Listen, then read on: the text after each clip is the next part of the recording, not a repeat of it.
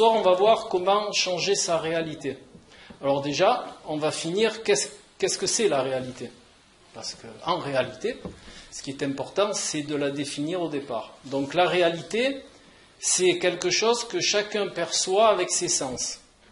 C'est ça la réalité. Donc on est 7 milliards, enfin bientôt 7 milliards sur Terre, donc il y a 7 milliards de réalités.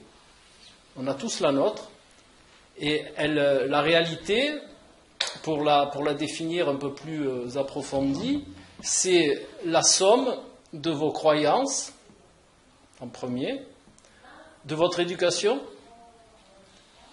de l'endoctrinement de votre environnement et de vos expériences, entre guillemets, de votre vécu.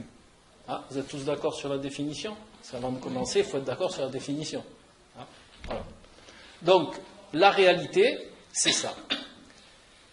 Et qu'est-ce qui fait qu'on a envie de la changer? C'est parce que celle que vous vivez, et que l'on vit, moi inclus, elle ne convient pas. Hein? Donc, il y a quelque chose qui est important, c'est que quelqu'un qui est dans une démarche de changement de réalité, c'est toujours par rapport à une crise, à un conflit, ou à une situation récurrente qui ne lui convient pas. Sans ça, on reste bien tranquille dans ses pénates et on ne cherche pas à comprendre. Voilà. Donc, comment faut-il faire pour changer notre réalité?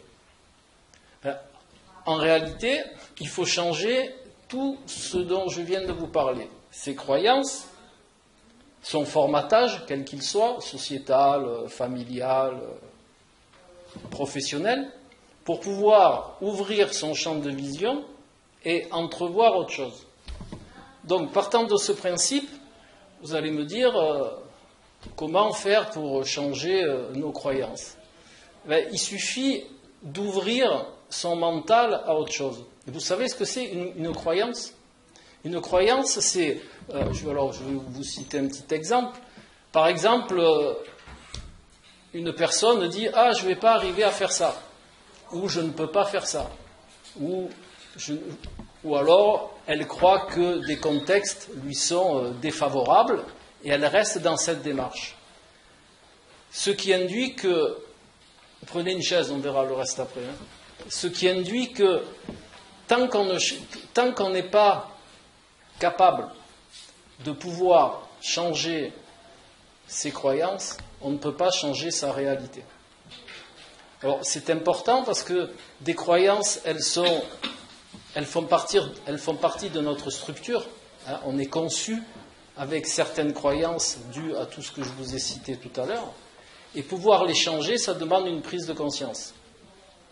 Et justement, une ouverture sur la manière dont on est construit. Est-ce que vous êtes porteur de croyances? Oui.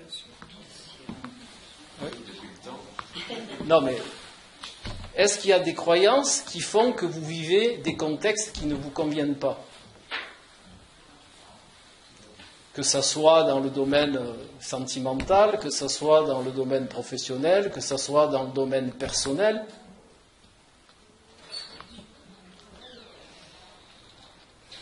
Oui. Oui. Oui. Est-ce que vous avez, si vous êtes ici, est-ce que vous avez tous quelque chose que vous voulez changer, qui ne vous convient pas? C'est peut-être quelque chose qui est à l'extérieur. Non. Non, cette notion qui fait que les contextes sont responsables ou que tout ce qui vient de l'extérieur est responsable de ce que nous vivons est totalement faux. On est responsable de tout ce que l'on vit. Ce n'est pas l'extérieur qui nous impacte, c'est nous qui impactons l'extérieur. C'est très simple, c'est notre comportement qui fait que les contextes ils sont ce qu'ils sont. Et ce n'est pas les contextes qui nous font nous. Vous comprenez ? C'est uniquement notre démarche qui faisons les contextes. Et c'est pour ça que nos croyances font les contextes que nous vivons. C'est pour ça que si vous voulez changer les contextes qui ne vous conviennent pas, il faut changer vos croyances. Par exemple, si on prend la guerre en Syrie, mais c'est parce que c'est mon comportement qui... C'est pas le vôtre de comportement, puisque la guerre, elle n'est pas là. Elle n'est pas dans votre famille, elle n'est pas dans votre milieu professionnel, elle n'est pas dans... Mais la guerre, c'est toujours les croyances de certains qui font qu'il y a des guerres. Les croyances de l'extérieur. Hein? C'est les croyances de l'extérieur. C'est pas les vôtres personnellement, mais vous n'êtes pas en Syrie, vous êtes en France. Donc en France, vous n'êtes pas dans une croyance de guerre, donc vous ne vivez pas dans un contexte de guerre. Par contre, les gens qui sont, comme par exemple les militaires, qui croient que l'armée, entre guillemets, ou le conflit peut tout régler, ben, ils se retrouvent dans des pays en guerre, forcément, parce que c'est leur croyance. Et les Syriens qui sont en Syrie, c'est une croyance aussi? Ben, les Syriens qui sont en Syrie, il y a, après ça sort du cadre de cette conférence, mais il y a des explications très simples. Vous avez des égrégores de forme pensée, ce dont on va parler tout à l'heure. Vous avez des égrégores de forme pensée qui font que tous les gens qui sont dans une mouvance d'agression, ou alors ces égrégores de forme pensée qui s'accumulent à un endroit, font que des gens se retrouvent dans des pays en guerre. Et ça, les formes pensées, on va les voir, mais pas dans ce côté-là, juste au niveau individuel. Voilà. Donc, toutes les croyances dont vous êtes porteur vont vous faire agir d'une manière. Et de vos actions va découler des répercussions qui vont faire que vous allez vous retrouver dans certains contextes. Donc, de ce fait, ce qu'il y a d'agréable dans ces démarches-là, c'est qu'en réalité, ça vous responsabilise. On est tous responsables de ce que l'on vit, contrairement à ce que l'on veut bien vous faire croire. Beaucoup de gens, beaucoup d'approches vous disent, vous inquiétez pas, je vais vous arranger ça. Mais en réalité, il n'y a que vous qui pouvez faire quelque chose sur les contextes que vous vivez. Et inclut la santé, hein, d'accord ? Il n'y a pas que le relationnel, il n'y a pas que le professionnel, il n'y a pas que tout ça, la santé est inclus dedans. D'ailleurs, je ne sais pas, pour peut-être certains, vous connaissez le langage des oiseaux, ça vous dit quelque chose ? Bon, c'est pas grave, je vais vous expliquer quand même. Je me rappelle plus ce que c'est, je l'ai lu, mais bon. Voilà. Par exemple, en médecine, on vous donne l'habitude tout au long de votre vie, jusqu'à un certain stade, de vous dire, ne vous inquiétez pas, s'il y a quoi que ce soit, on va vous donner un cachet. Donc, le langage des oiseaux, c'est ni plus ni moins que le décodage des mots cachés. Caché. C'est-à-dire, on vous donne un cachet qui va cacher le symptôme et vous allez vous croire guéri. Voilà. Et quelque temps après, quand le cachet, il fait plus son rôle de cachet, le symptôme il revient. Mais ça ne soigne pas la cause. Voilà. Là, c'est le même principe. Ça vous... Pourquoi l'oiseau, par contre? Oui, c'est quoi le rapport? Non, c'est le langage des oiseaux. Le langage des oiseaux, c'est un langage codé qui appartient aux alchimistes, à l'alchimie. C'est ça le langage des oiseaux. Hein, par exemple, la maladie. La maladie, ça veut dire que l'âme est malade. Donc elle vous fait un problème de santé pour vous dire qu'il y a quelque chose qui ne va pas. C'est la maladie. L'âme a dit. C'est un langage ancestral qui est dévolu aux alchimistes parce qu'ils ne voulaient pas qu'on découvre leur formule et ils ont mis au point un langage qui vient aussi, qui date de l'époque de l'hermétisme et qui était fait pour justement mettre à jour certaines choses qu'avec le temps nous avons déguisées. Voilà. C'est ça le langage des oiseaux.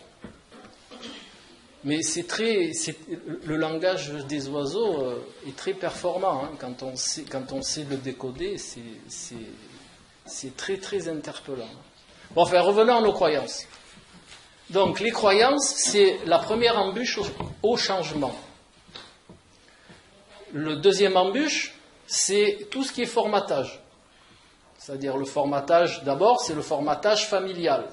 Vous savez, il y a eu des tests qui ont été faits, par exemple, donc je prends toujours des exemples très basiques, hein, pour que ça soit parlant. Voilà. Donc si vous dites à un enfant depuis son jeune âge qu'il est bête et qu'il ne comprend rien, eh ben, vous allez en faire un ado qui comprend rien et vous allez en faire un adulte catastrophique. D'accord? Ça, c'est un formatage aussi. Bon, c'est une grosse image, c'est pour bien conscientiser la chose. Mais tout ce qui se passe dans votre éducation vous formate, et de ce formatage, vous allez poser des actes qui vont être en rapport, et le résultat va être en conséquence des croyances dont vous êtes formaté. Pareil dans le formatage sociétal. Alors là, c'est plus parlant, le formatage sociétal. Hein, c'est par exemple manger du lait et tout ce qui s'ensuit. On vous formate comme ça. Et de par ce formatage, eh bien, vous allez manger du lait et du fromage. Et après, vous allez être pas en très bonne santé. Et seulement, vous allez être incapable de changer votre comportement. Pas tous, hein, mais pour beaucoup. Parce que pour vous, ça va être ancré en vous. Ça va faire partie de votre structure, puisque depuis très longtemps, on vous a répété que le lait c'est bon, par exemple, ou autre chose. Hein. Moi, j'ai vécu ça dans le sport. Alors, je vous donne cet exemple parce qu'il est connu aussi. À l'époque, quand on faisait une compétition sportive, la veille, on avait la pasta party. Tout le monde a entendu parler de la pasta party. Hein. Voilà. Donc, la veille au soir, vous alliez à la pasta party, vous vous goinfrez de pâtes, et le lendemain, vous avez des hypoglycémies réactionnelles. Et votre rendu physique, eh ben, il n'est pas très bon. Alors pour ça, il a fallu...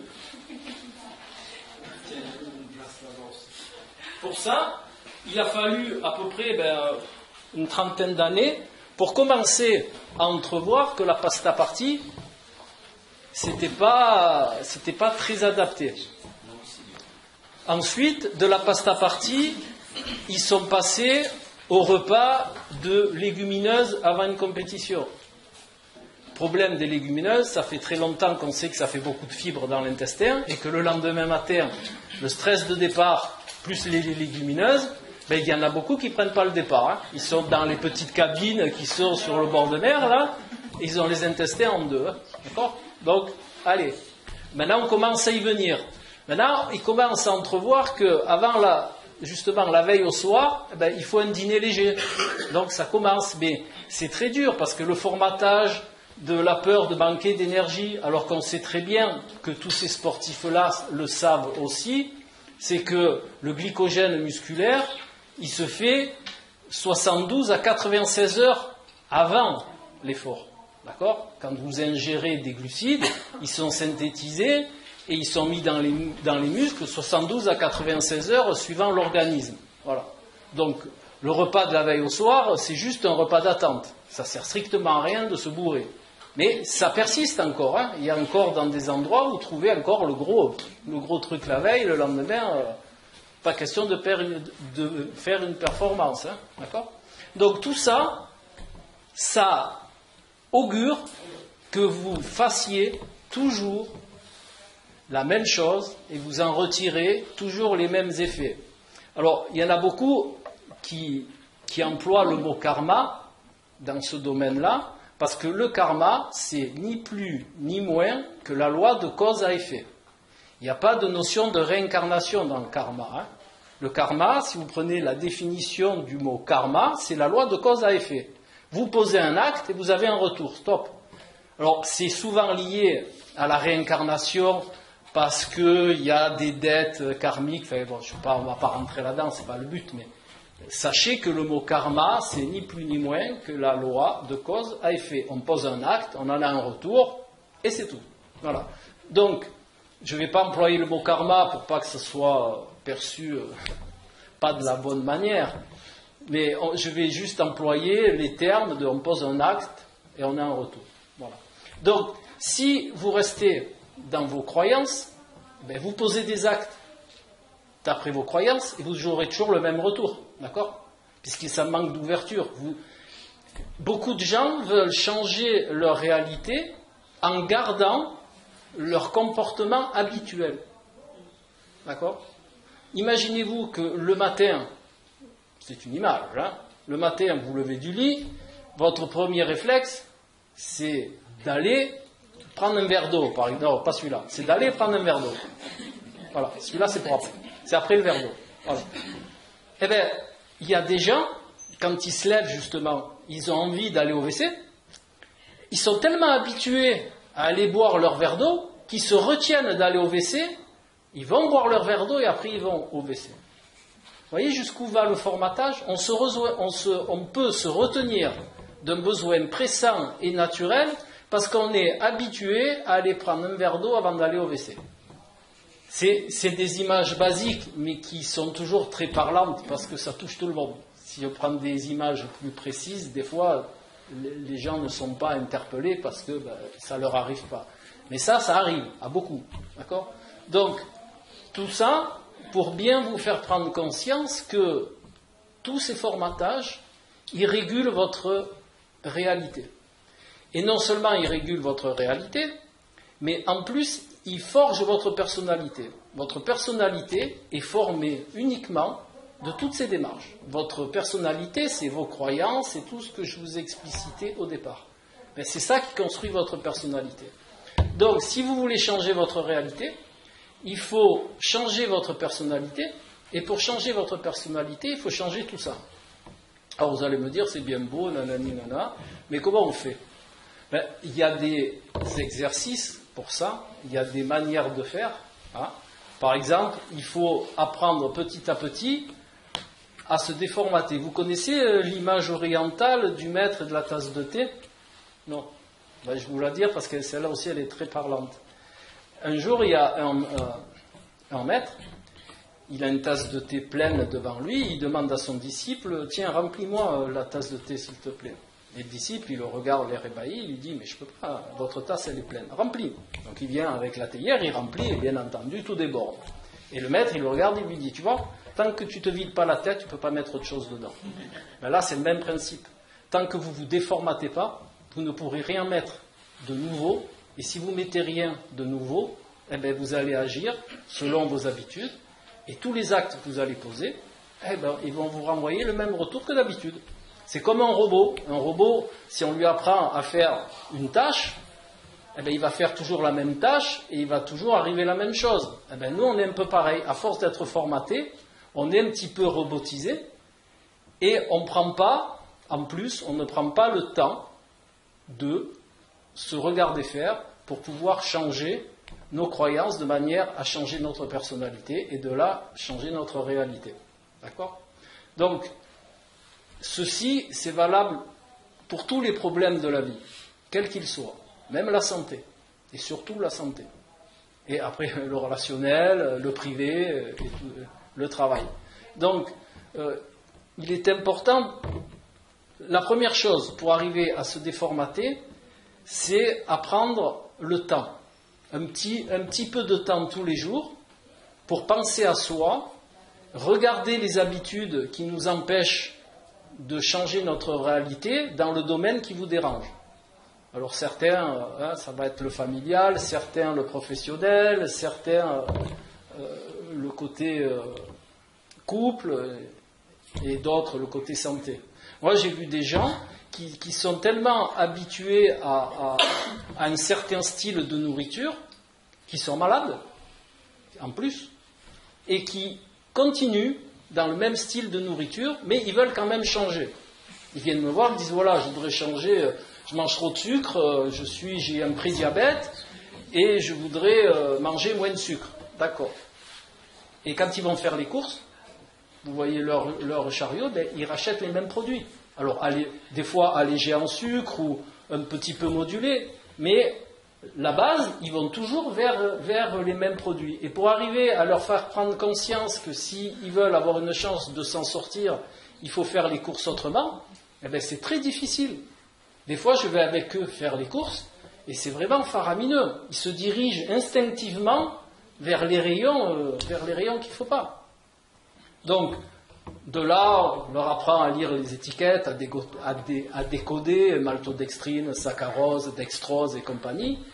Et ça demande un apprentissage. Alors, cet apprentissage, pour ceux qui connaissent un petit peu, ça fait partie des réseaux neuronaux. Vous connaissez l'expression? Non. Oui? Oui. Bon. Comme tout le monde n'a pas l'air de connaître, je vais vous expliquer. Un réseau neuronal, c'est quoi? Les réseaux neuronaux, c'est le système d'apprentissage du cerveau. Voilà. Quand on fait quelque chose souvent, on crée un réseau neuronal. Et ça devient une habitude. Et ça devient, même si on le fait perdurer encore, ça devient inné. Avec le petit bémol que l'inné, c'est quand on l'a à la naissance, à part que là, on se fabrique un inné. D'accord? Voilà. Et ces réseaux neuronaux, ils ne peuvent être modulés que par l'apprentissage, que par un autre apprentissage. C'est-à-dire, il faut remplacer le réseau neuronal existant par un autre réseau neuronal, ou changer celui existant par un autre apprentissage. Puisque le réseau neuronal, c'est ni plus ni moins que notre potentiel d'apprentissage. Donc ça demande quoi? Mais ça demande de faire autre chose, d'une autre manière, un laps de temps assez long, pour que ça devienne une autre habitude. Et en neurosciences, ils ont découvert, moi je l'avais découvert tout seul, mais eux, ils ont découvert que quand on fait quelque chose de similaire pendant 21 jours, ça devient une habitude. Donc, soyez heureux que votre calvaire, il va durer que 21 jours en réalité, pour prendre une autre habitude, pour changer vos réseaux neuronaux. Bon, ça c'est le basique. Maintenant, quand vous avez, par exemple, un problème sentimental, qu'il y a quelque chose qui ne va pas dans votre couple, c'est jamais que la faute de l'autre. On est bien d'accord là-dessus. C'est pas toujours l'autre qui a tort. Voilà. Donc c'est toujours des torts partagés, parce qu'il y a des comportements des deux côtés qui font que on est en désharmonie et que souvent les gens cherchent des solutions par le compromis, vous savez, les trois mots qui commencent par con, là, tu sais, con, compromis, après les autres c'est lesquels, vous les trouverez très vite, vous verrez, ça vient tout seul. Quand on est en couple, ça germe tout seul. Voilà. Donc ça, c'est bien pendant un laps de temps, mais c'est pas la solution. La solution, c'est de pouvoir justement moduler ses croyances afin de pouvoir entrevoir que l'autre aussi il a des croyances qui sont différentes des siennes et qu'il est utile de pouvoir moduler tout ça pour avoir une entente qui tient la route. Parce que les trois cons, on finit vraiment con. Je vous garantis que ça marche, ça, par contre. Juste, il faut qu'on module nos croyances à nous, mais la personne aussi doit aussi. Bien sûr, voilà, bien sûr. C'est toujours 50-50. Voilà. Un couple, c'est 50-50. C'est jamais tout un ou tout l'autre. Ça, c'est dans les livres, mais pas dans la vie. Ouais. C'est toujours. Un couple, c'est deux. Voilà.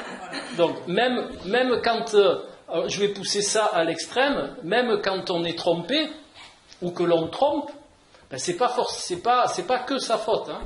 C'est pas que la faute de l'autre, c'est la faute des deux. C'est parce que un il a fait que, et l'autre il a fait que, et que voilà, et que malheureusement ça arrive. Mais c'est toujours la faute des deux. Ce n'est jamais la faute d'une seule personne, et encore moins la faute des contextes. D'accord ? Parce que les contextes, ils sont pour rien. Les contextes, on va les créer pour. Parce que des fois, en consultation, j'ai des gens qui me racontent leur histoire. Ils me disent, vous savez, c'est pas moi. On allait chez une amie, mon mari était bien avec mon ami, et on est allé souvent chez mon ami, et un jour, mon mari il est parti avec mon ami.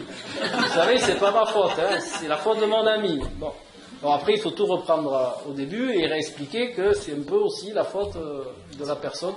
Bon, voilà. Je ne vous en dirai pas plus sur l'histoire.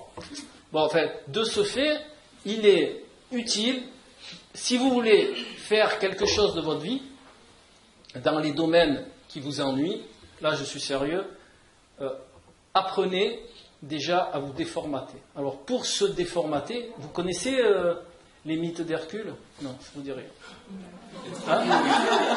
Non, mais c'est parce que c'est très représentatif. Vous savez, il y a un mythe, il y a un travail d'Hercule où il doit chasser des oiseaux du Nil, parce que il y a tellement d'oiseaux que la vie devient vraiment invivable. Voilà. Et les oiseaux, dans ce mythe, ça représente les pensées. C'est-à-dire que quand on pense beaucoup, ben, on ne peut plus vivre sa vie, parce qu'on est dépendant de ses pensées. D'accord ? Donc, la première démarche, c'est de s'opposer. Il y a, dans de récentes études, ils montrent qu'on a plus facilement accès à des potentiels de déformatage, alors c'est une expression, hein, quand on fait silence. Alors, c'est pas ne plus parler. Hein. Faire silence, ça veut dire faire taire ses pensées. Alors, les pensées, il y en a qui ont essayé, mais ça ne fonctionne pas. On ne peut pas les enlever. Hein. Il y en a qui combattent leurs pensées, ça ne marche pas. Quand on dit qu'il faut faire silence, c'est se poser, laisser passer ses pensées, jusqu'à ce qu'elles en aient marre. C'est comme ça que ça fonctionne. Vous posez, c'est le principe de la méditation. Vous posez, vous regardez vos pensées passer comme un train. Vous savez, les trains, et puis à un moment, vous allez déconnecter de votre conscient, et là, vous allez pouvoir commencer à avoir accès à des sensations qui vont pouvoir vous ouvrir sur un déformatage. C'est-à-dire, vous allez prendre conscience du taux de pensée que vous émettez, et pendant que vous émettez toutes ces pensées, vous ne pouvez pas faire autre chose et vous ne pouvez pas vous déformater. Alors, pour certains, ça paraît toujours un petit peu ambigu, parce qu'ils se disent, mais je pense. Donc, je pense, c'est pour arriver à faire des choses.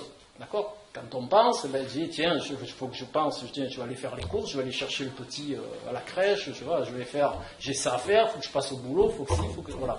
Mais pendant tout ce temps-là, vous vivez une vie, je vais dire, qui est automatique. Vous savez que vous avez ça à faire, vous avez les courses, vous avez le gamin, vous avez les choses, et pendant ce temps-là, vous ne vous déformatez pas. Donc, il est utile, dans toutes les démarches philosophiques, quelles qu'elles soient, dans tous les développements personnels, on va toujours vous dire, d'abord, la première chose à faire, c'est vous poser, de manière à pouvoir entrevoir autre chose. Si vous laissez toujours votre néocortex en marche, lui, il peut fonctionner 24 sur 24, ça ne le dérange pas, il ne se fatigue pas. Hein, d'accord ? Donc, si vous ne prenez pas la peine de vous poser un petit peu pour faire le point, pour vous ouvrir, pour laisser penser vos pensées, pour vous conscientiser de certaines choses, vous ne pourrez jamais changer votre réalité. Parce que vous allez toujours être dans une mouvance qui n'est pas dans la bonne direction. Voilà. Donc, se poser, ça ne veut pas dire partir 3 semaines en Himalaya, s'asseoir sur un rocher. Hein, ça, c'est pas donné à tout le monde. Se poser, c'est vous prenez simplement 10 minutes par jour, vous mettez sur un fauteuil, sur une chaise, comme vous voulez. Vous mettez, si possible, une musique douce d'ambiance. Pourquoi la musique ? Ce n'est pas vraiment pour la musique, c'est parce que ça va dériver votre esprit. D'accord ? Inconsciemment, vous n'allez pas vous en apercevoir, mais votre esprit va suivre l'ondulation de la musique, et de ce fait, au fur et à mesure, votre mental il va se calmer. C'est le même principe, vous savez, avec des objets qui sont peut-être un petit peu plus... et vous pouvez même mettre les deux, hein, c'est-à-dire la musique et une bougie. Parce que le fait de fixer la bougie, ça va déconnecter votre mental. Ou alors, il y a d'autres systèmes, hein, il y a le feu de cheminée aussi. Regardez la cheminée, au bout d'un moment, vous avez l'esprit, il s'arrête. Hein. Vous avez l'aquarium, pour ceux qui en ont un qui marche très bien, de regarder les poissons, au bout d'un moment, hop. Après, vous en avez peut-être des petit peu plus sympas pour d'autres, c'est vous allez vous mettre au bord de mer et vous regardez la mer. Et là, au bout d'un moment, c'est pareil. Vos pensées, elles sont déconnectées. Vous restez 10 minutes comme ça. Et vous verrez qu'au bout de quelques fois, ça, peut-être à certains, ça va paraître phénoménal, mais au bout de quelques fois, vous allez ressentir des choses. Et vous allez vous ouvrir à autre chose. Enfin, en réalité, c'est pas vous ouvrir, vous allez... c'est une image là aussi, vous allez vous connecter à autre chose que votre mental. Et là, vous allez avoir accès à votre intérieur profond, et pour beaucoup, ça va donner une idée de ce dont ils ont besoin en réalité. Et de là, tout un enchaînement va se faire. Vous ne le croyez pas, mais vous pourrez essayer, vous verrez, ça fonctionne. Voilà. Donc ça, c'est une manière. Bon, après, il chacun trouve sa manière en réalité. Hein. Mais si vous voulez changer quelque chose, le principe est qu'il faut se remettre en question. Voilà. On ne peut pas changer en étant ce que l'on est habituellement, parce que l'habitude fait qu'on va faire toujours les mêmes choses. Donc les domaines les plus on va dire, les plus pressés à changer, c'est là où vous êtes en conflit, dans le domaine où vous êtes en conflit, quel qu'il soit, ou le domaine où vous avez ce qu'on appelle un mal-être. Là, on revient au langage des oiseaux, petit langage des oiseaux, mal-être. Ça veut dire que l'être, il est mal. Alors pour nous, mal-être, ça veut dire qu'on n'est pas bien, mais en réalité, mal-être, c'est que l'être que vous avez à l'intérieur, c'est vous quand même, hein, c'est pas deux personnes, il n'y en a pas un dans l'autre, hein, mais disons que votre être profond, ben, il n'a pas ses besoins de rassasier, donc ben, il vous donne une sensation de mal-être pour vous dire, écoutez, moi j'ai des besoins aussi, d'accord ? Donc, il faut absolument s'ouvrir, se regarder et changer ses habitudes. Donc je suppose que si vous êtes là, c'est que vous avez tous envie de changer quelque chose, ou qu'il y a des contextes récurrents qui ne vous conviennent plus, ou il y a des situations professionnelles, enfin, dans n'importe quel domaine qui ne vous conviennent pas. Donc pensez toujours à vous déformater d'abord avant d'entamer un changement. Si vous entamez un changement avec la personnalité que vous avez en temps normal, c'est même pas la peine. Hein. Enfin, vous pouvez, mais la loi de cause à effet, elle va être sans appel. Hein. Vous allez poser des actes, vous allez recevoir exactement la même chose. Déjà, il faut comprendre qu'il y a des formatages Mais, par exemple, si vous n'êtes pas bien dans votre relation sentimentale, c'est ce que je reçois le plus, hein, sur le côté sentimental, c'est ce qui fait bouger les gens le plus rapidement. Donc, c'est qu'il y a quelque chose dans vos croyances qui font que votre univers sentimental ne convient pas. D'accord ? Si, par exemple, je ne sais pas, si vous vous prenez la tête avec votre ami au sujet parce que vous trouvez qu'il n'est pas assez là, par exemple, ou qu'il n'est pas assez présent, ou qu'il fait des activités tout seul, ce qui arrive dans beaucoup de consultations, les gens viennent, ah oui, mon mari ou ma femme, elle a ces trucs, machin, bon. Mais ça veut dire quoi ? Ça veut dire que vous, votre croyance sur le besoin de présence de la personne avec qui vous êtes n'est pas adaptée à ce que vous vivez. D'accord ? Si vous trouvez que votre ami n'est pas assez là, c'est que dans vos croyances, vous pensez que votre ami doit être là plus souvent. Enfin, plus avec vous. D'accord ? Donc, on sait très bien que on est avec quelqu'un, ce qu'on appelle dans la relation de besoin. Mais dans une relation d'être à être, quand on aime quelqu'un à la manière d'un être, ben, la présence, il est toujours là quelque part. D'accord ? C'est pas parce qu'il n'est pas là physiquement, collé à nous, qu'il n'est pas là.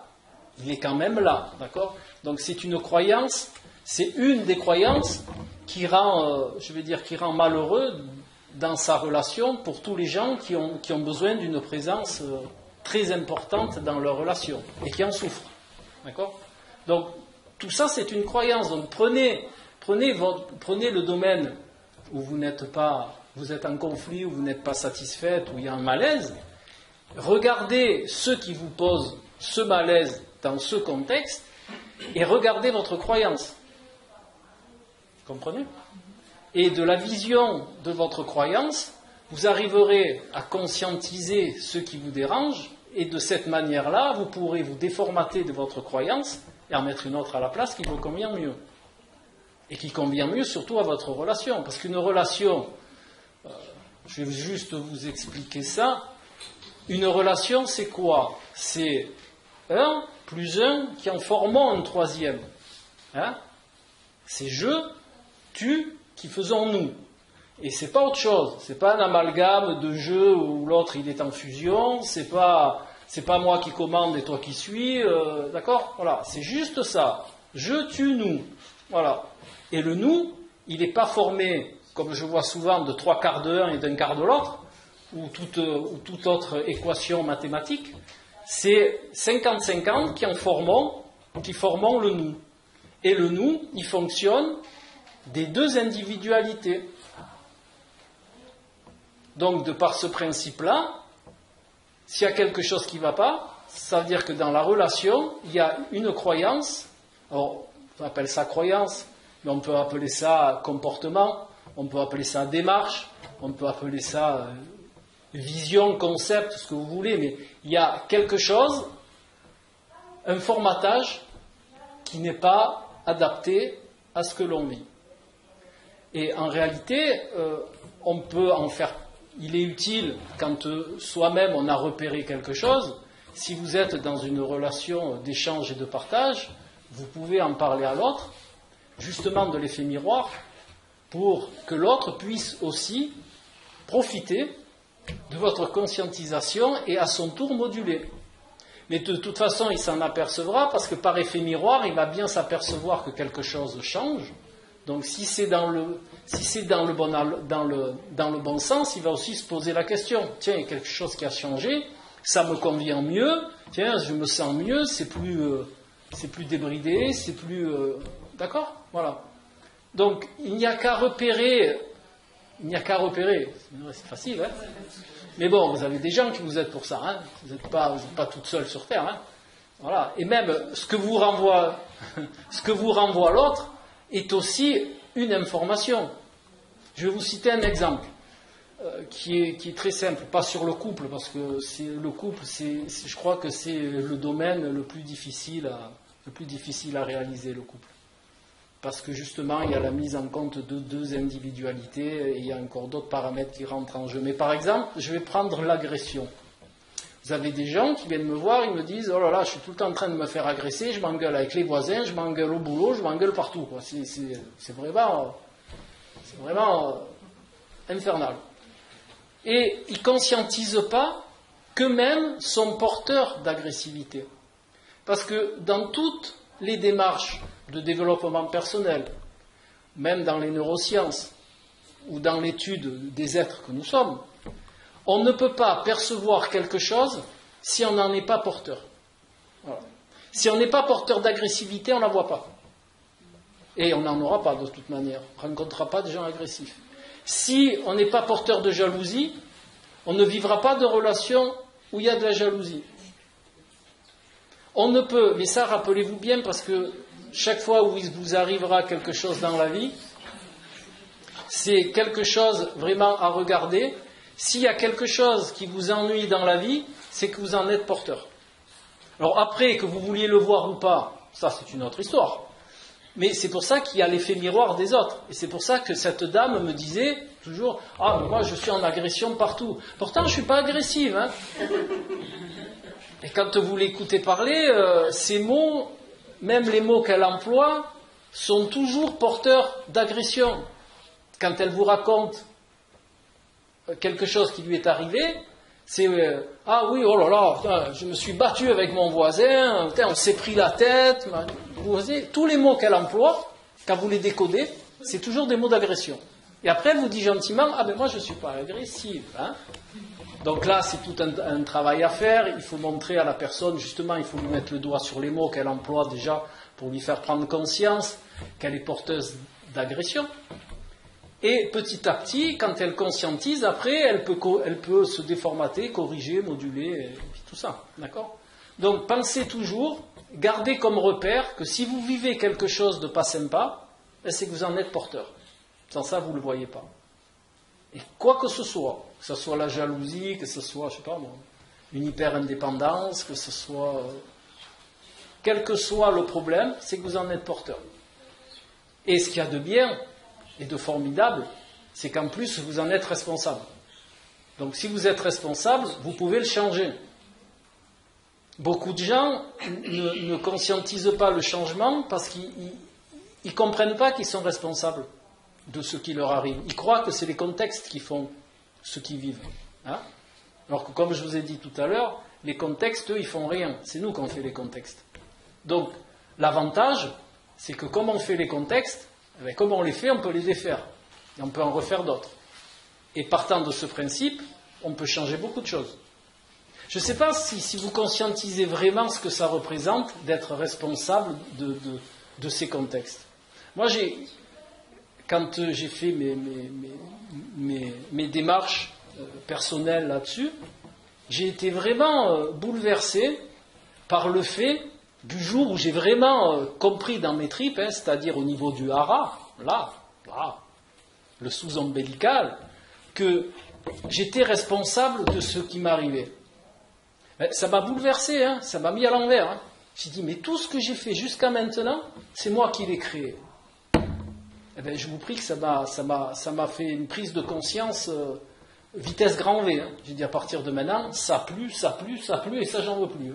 Voilà. Et j'ai fait ce qu'il faut, j'ai changé mes réseaux neuronaux, j'ai changé mes apprentissages, de manière à ce que ces choses-là ne se passent plus. Mais quelque part, j'étais submergé par une vague de motivation, parce que je me suis dit, mais merde, je peux agir sur moi, je peux changer les choses. Quand vous avez dans la tête que vous les subissez, les choses, vous faites une raison. Vous dites, bon, je subis, je vais être dans la mouise jusqu'à la fin de mes jours, et puis vous partez en vrac avec le moral dans les chaussettes et tout le reste. Mais là, vous prenez conscience que vous pouvez tout changer. Et quand je dis tout, c'est tout. C'est même la santé. Ah, tout.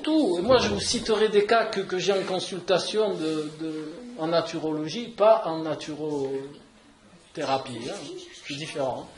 Mais ce qu'on peut faire, c'est faramineux. C'est faramineux. J'ai une expérience de diverticules dans les intestins, où j'étais en traitement depuis 1 an avec des antibiotiques 1 fois par mois, par semaine. J'ai commencé à faire du yoga, de la méditation. J'ai arrêté mes médicaments. Et dernièrement, j'ai passé une colioscopie, j'ai plus de diverticules. Après... C'est vrai, je crois. C'est pour ça que je dis c'est vraiment une expérience. Ah ouais. Je vais quand même vous expliquer de petites choses sur ce sujet-là.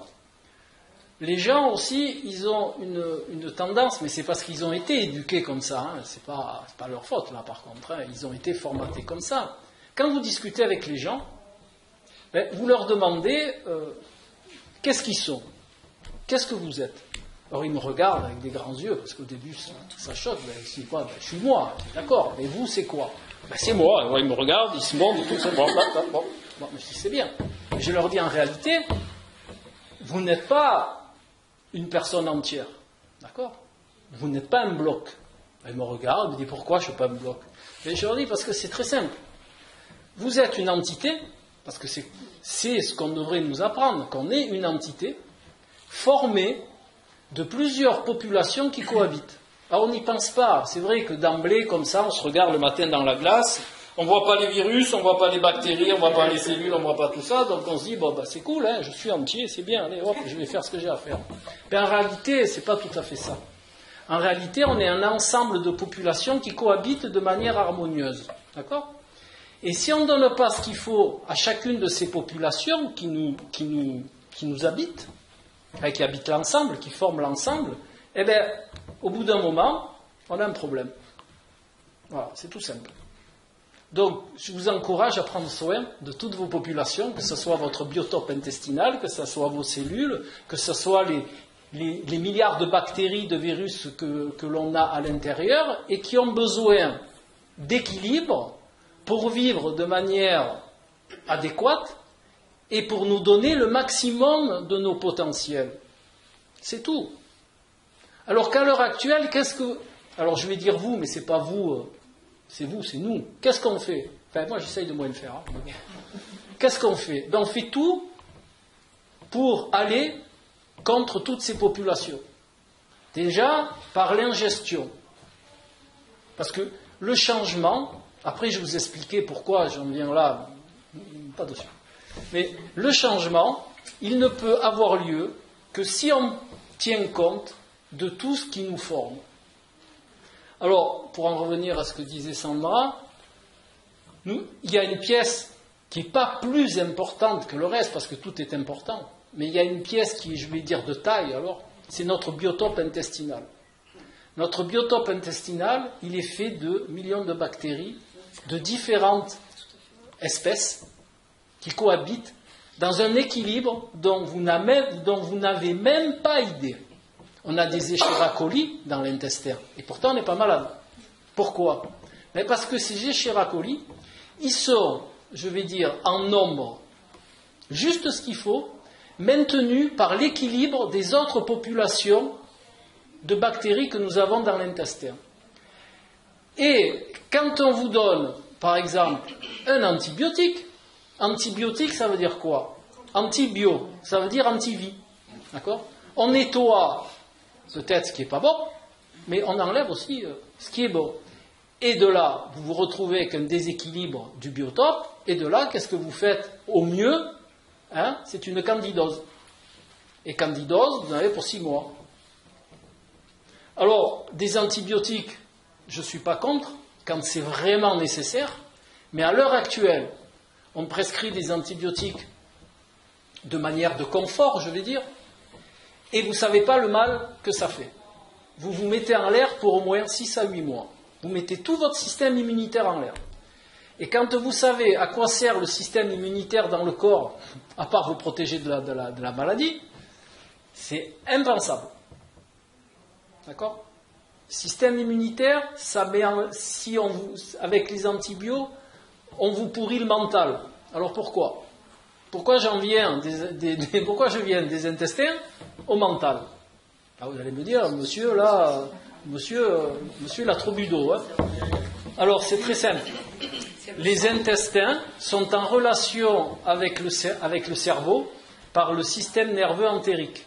Il y a un système nerveux, à lui tout seul, qui va des intestins au cerveau. Et les dernières études, mais Hippocrate, il le savait déjà, mais bon, on a attendu les études, là, d'il y a 10 ans, là, de ces messieurs, les chercheurs, pour que les gens commencent à concevoir que le biotope intestinal a une répercussion sur notre humeur. Quand on a les intestins qui sont en vrac, on a une humeur qui est en vrac. Voilà. Et, a contrario, comme le système nerveux entérique, il fait l'aller-retour, quand on a le mental en vrac, on a les intestins en vrac. Alors, au lieu de dire vrac, c'est pas très joli, je vais dire dérangé, c'est plus adapté peut-être. Voilà.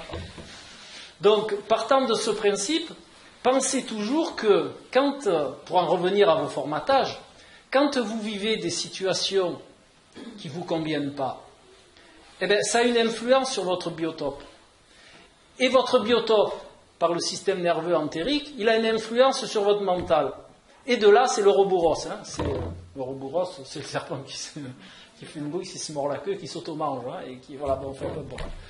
Et partant de ce principe, c'est juste pour vous faire prendre conscience que dans les êtres que vous êtes, et que je suis avec vous, on est interdépendant de beaucoup plus de choses que ce que l'on croit. Notre corps, c'est, je ne sais pas comment, j'aimerais vous le faire sentir avec tout cet amour qu'il y a. Le corps, c'est vraiment de l'amour. En réalité, en spiritualité, l'amour, c'est ça. L'amour, c'est cette espèce de force divine qui fait que les choses, elles tiennent. D'accord? Qui est cette énergie qui puisse faire cohabiter tout ça de manière intelligente. Vous imaginez pas, mais quand vous étudiez le corps humain, c'est fantastique, tout ce qui vit en bon équilibre. Et nous, qu'est-ce qu'on fait? On mange des perturbateurs endocriniens, on bouffe des antibiotiques, on a un système émotionnel, on le traite vraiment. Beaucoup de gens le mettent à l'envers volontiers. Enfin bon, je vous passerai ce tableau-là, je préfère passer du côté positif. Donc, tout ça est interdépendant, et tout ça, il est utile de le traiter avec amour. D'accord? Avec un grand A. Parce que s'il n'y a pas d'amour dans vos démarches, mais ce n'est pas de l'amour d'être à être, c'est de l'amour, cette force intelligente. Si on ne traite pas tout ça avec amour, on se retrouve avec tous les soucis de la planète. Alors ça, c'est un paramètre important qu'il est utile de bien conscientiser chaque fois où vous faites quelque chose. Quand vous mangez, quand vous ne dormez pas assez, quand vous vous énervez. Et le pire qu'ils ont pu démontrer, c'est le stress. Vous savez qu'il y a 2 sortes de stress. Il y a le stress adapté, celui qui vous maintient en vie, stress qu'on a par l'amygdale, qui est là en dessous, et qui transmet au cerveau limbique, qui vous fait toutes les réactions qui vont vous sauver la vie. Soit vous allez courir plus vite que Ben Johnson, hein, ou que Usain Bolt. Après, vous avez la deuxième réaction qui est de faire le mort. Voilà. Comme ça, on va vous laisser tranquille. Et la troisième réaction qui est de vous rendre agressif pour que vous puissiez vous défendre face à l'agression. D'accord ? Ça, c'est le stress adapté. C'est celui qui va vous maintenir en vie. Alors, je ne vous cache pas, nous ne sommes plus à l'époque où il y a des lions quand vous allez traverser la route, mais à la place des lions, vous avez des voitures, par exemple. Ça, votre stress va vous maintenir en vie. S'il y a un danger, vous allez avoir vos facultés qui vont se démultiplier et vous allez avoir une chance de vous en sortir. Après, il y a le stress inadapté. Et le stress inadapté, à longue échéance, c'est un poison pour l'organisme, il va vous tuer à petit feu. Voilà. Pourquoi ? Alors, je ne vous rentre pas, ça fera le sujet d'une autre conférence, mais le stress inadapté que vous gardez, vous savez, le stress quand vous n'êtes pas bien au boulot, que tous les jours vous y allez à coups de pied aux fesses, et quand vous y arrivez, vous transpirez, machin, tout ça, ça provoque un tel changement chimique dans l'organisme. Déjà, vous avez une hypersécrétion de cortisol. Cortisol, c'est sécrété par les petites glandes qu'il y a au-dessus des reins. D'accord ? Vous allez sécréter de la noradrénaline, de l'adrénaline, et tout ça, à longue échéance, déjà, ça vous met à plat, puisque ça vide vos réserves des surrénales. C'est les surrénales qui font les cortisol. C'est une cause de cancer aussi. Oui, qui font sécréter la cortisol. Donc tout ça, à longue échéance, ça vous tue. C'est simple, voilà. Et comme on n'est plus adapté, on a créé une société qui est une société de stress. Alors peut-être pas à votre niveau, mais moi je reçois des gens déjà par rapport au travail, ils sont dans la peur de perdre le travail, mais tout le temps. Ils arrivent, ils sont HS, ils sont dans un état apathique de l'autre monde. Hein. Après, vous avez le stress aussi à la maison, les enfants, voilà, l'éducation. Après, vous avez le stress du couple, puis vous avez Vous vivez dans le stress et au bout de 30, 40, 50 ans, vous allez chez le médecin parce qu'il y a quelque chose qui ne va pas et on va vous dire vous avez une petite boule là. Petite boule là.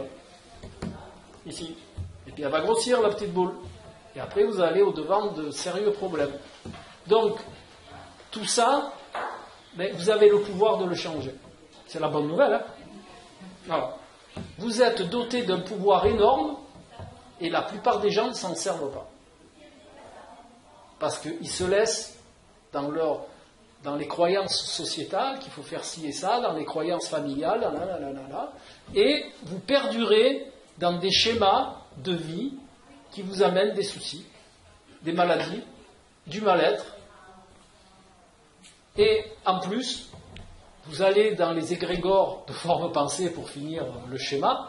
C'est-à-dire, vous allez vous répéter, ça va pas, je suis pas bien, ça va pas, je suis pas bien, et ça va pas, je suis pas bien, ça va pas, je suis pas bien.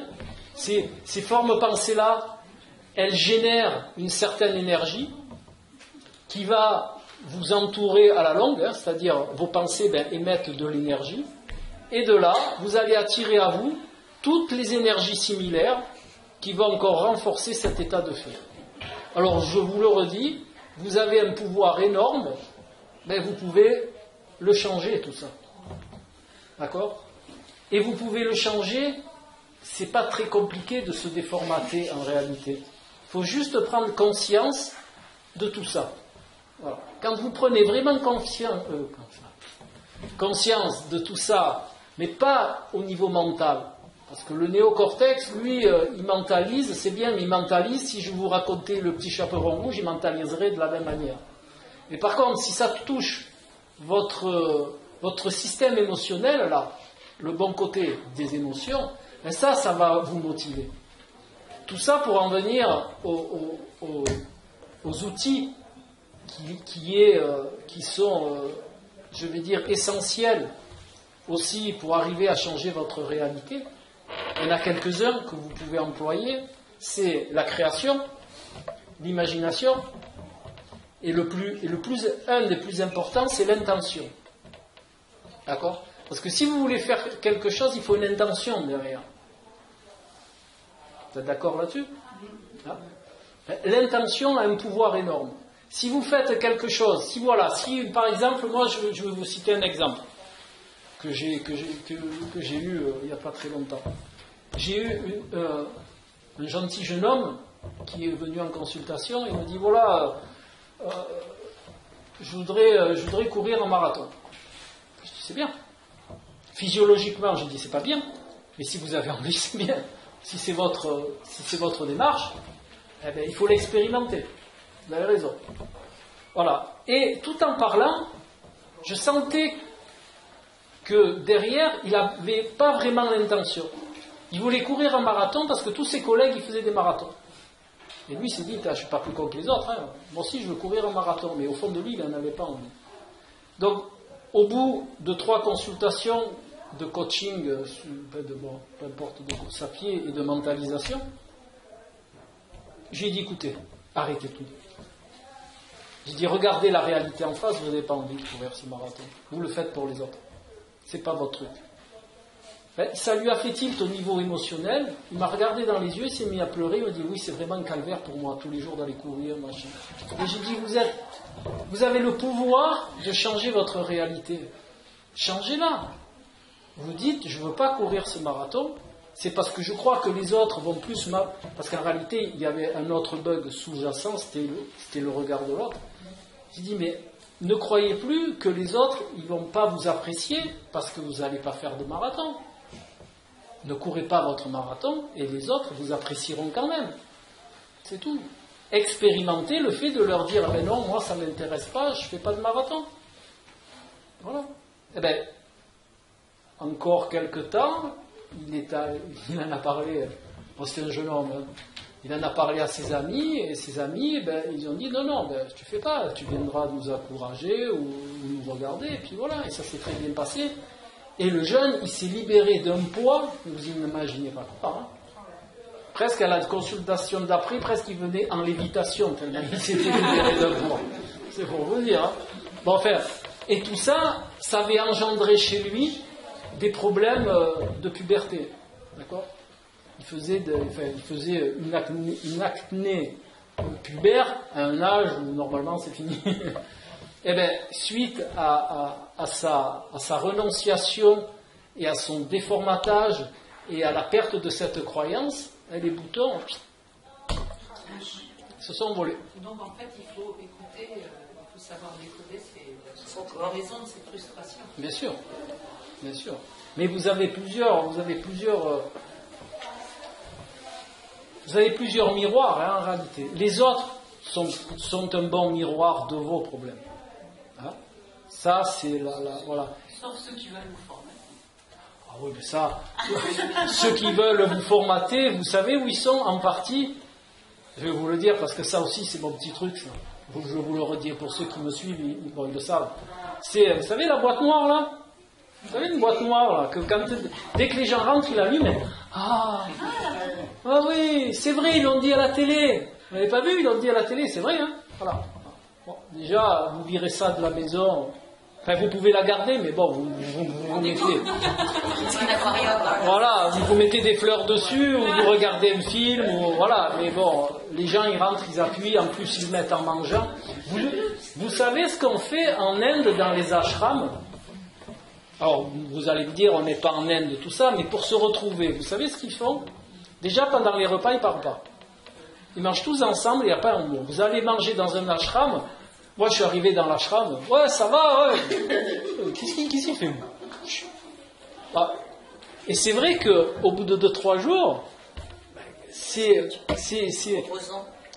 phénoménal. Déjà, on ressent ce qu'on mange.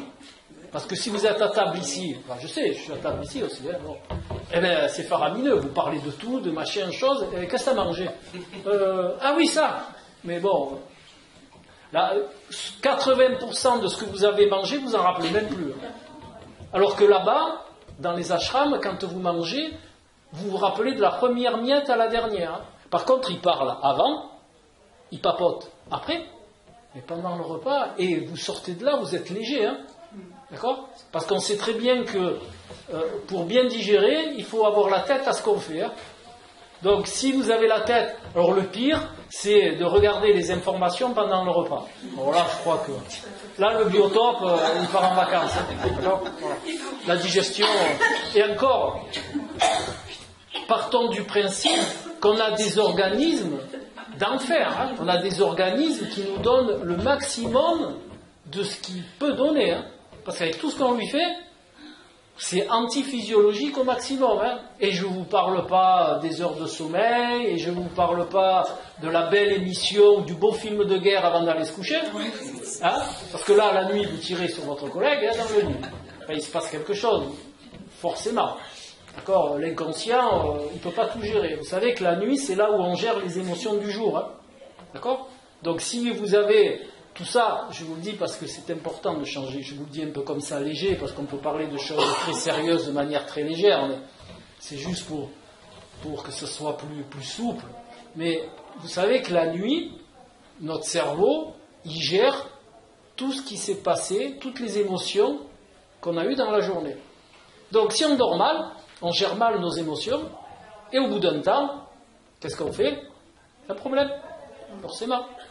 Et le lendemain matin, ben, on se réveille la tête pleine. Hein. Alors c'est une image, mais vous savez, j'ai beaucoup de gens qui en consultation, ils me disent le matin, je me lève, je suis fatigué, j'arrive pas à mettre deux pensées une à côté des autres. Oui, bon.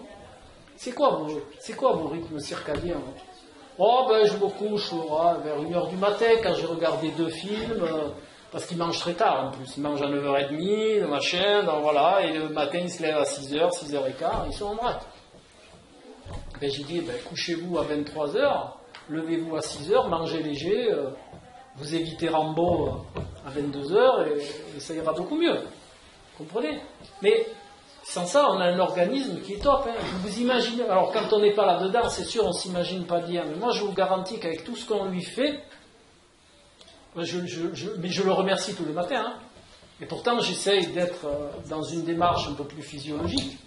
Mais bon, je prends des particules fines comme tout le monde, je prends les ondes des relais GSM comme tout le monde. Voilà, je peux agir sur certaines choses, mais pas sur tout. Donc j'en prends aussi.